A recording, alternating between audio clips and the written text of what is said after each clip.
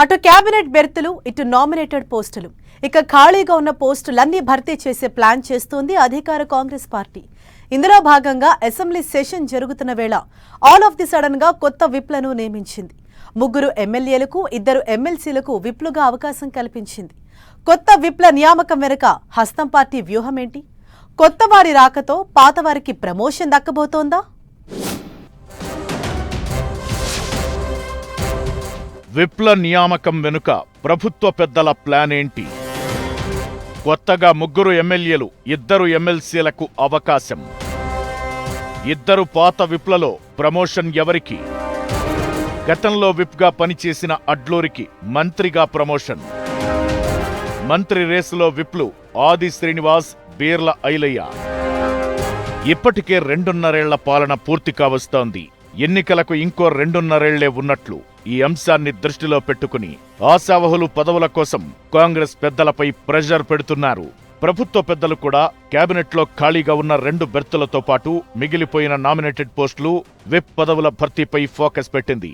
ఈ క్రమంలోనే budget session వేళ అసెంబ్లీ, శాసన మండలిలో విప్లను నియమిస్తూ ప్రభుత్వం ఉత్తర్వులిచ్చింది.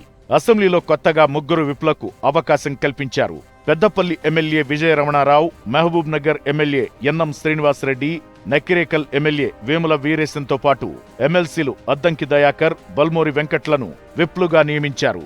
శాసన మండలిలో విప్లు లేకపోవడంతో అద్దంకి, బల్మూరు వెంకట్కు అవకాశం దక్కినప్పటికీ శాసనసభలో మాత్రం ఆల్రెడీ 3 విప్లు ఉండగా ఆల్ ఆఫ్ సడన్ గా మరో 3ని విప్లుగా నియమించడంపై సరికొత్త చర్చ జరుగుతోంది. గతంలో విప్లుగా 4కి అవకాశమిచ్చారు. ఇందులో 2 విప్లకు ప్రమోషన్ లభించింది. మంత్రిగా అడ్లూరి లక్ష్మణ్కు అవకాశం దక్కగా రామచంద్రు నాయక్కు డిప్యూటీ స్పీకర్గా అవకాశం కల్పించారు. కానీ ఇంకా రామచంద్రు నాయక్ డిప్యూటీ స్పీకర్గా బాధ్యతలు తీసుకోలేదు. ప్రస్తుతం ఆది శ్రీనివాస్, బీర్ల ఐలయ్య విప్లుగా ఉండగా కొత్తగా 3కి అవకాశమిచ్చారు. కొత్తగా ఒకేసారి 3కి విప్లుగా అవకాశం ఇవ్వడం వెనుక ప్రభుత్వ పెద్దల ఆలోచన మరోటి ఉందనే టాక్ వినిపిస్తోంది. ప్రభుత్వం ఏర్పడి ఇప్పటికే 2.5 ఏళ్లు పూర్తి కావస్తోంది. ఇక మిగిలింది మరో 2.5 ఏళ్లు మాత్రమే. ఇక మున్ముందు రానున్న కాలం ప్రభుత్వానికి అత్యంత కీలకమని చెప్పొచ్చు. అసెంబ్లీలో ప్రతిపక్షాలు వాయిస్ మరింత పెంచే అవకాశముంది.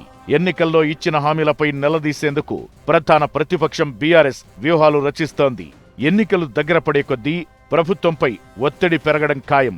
దీంతో అసెంబ్లీ వేదికగా ప్రభుత్వంపై జరిగే దాడిని సమర్థవంతంగా తిప్పికొట్టాలనే ఆలోచనతో విప్ల సంఖ్య పెంచారనే టాక్ వినిపిస్తోంది. ఇక విప్లుగా పనిచేస్తున్న వారికి కూడా ప్రమోషన్ లభించే అవకాశముందనే చర్చ జరుగుతోంది. గతంలో 2కి ప్రమోషన్ దక్కగా మరో 2 కూడా ప్రమోషన్ కోసం గట్టి ప్రయత్నాలు చేస్తున్నారు. విప్లు ఆది శ్రీనివాస్, బీర్ల ఐలయ్య 2 కూడా మంత్రివర్గంలో ఛాన్స్ కోసం ఆశలు పెట్టుకున్నారు.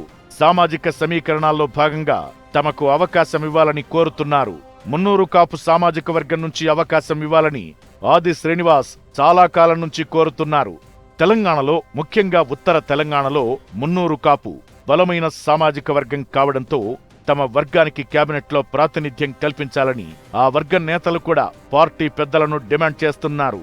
అలాగే బీర్ల ఐలయ్య కూడా యాదవ సామాజిక వర్గం నుంచి తనకు మంత్రివర్గంలో చోటు కల్పించాలని కొంతకాలంగా డిమాండ్ చేస్తున్నారు.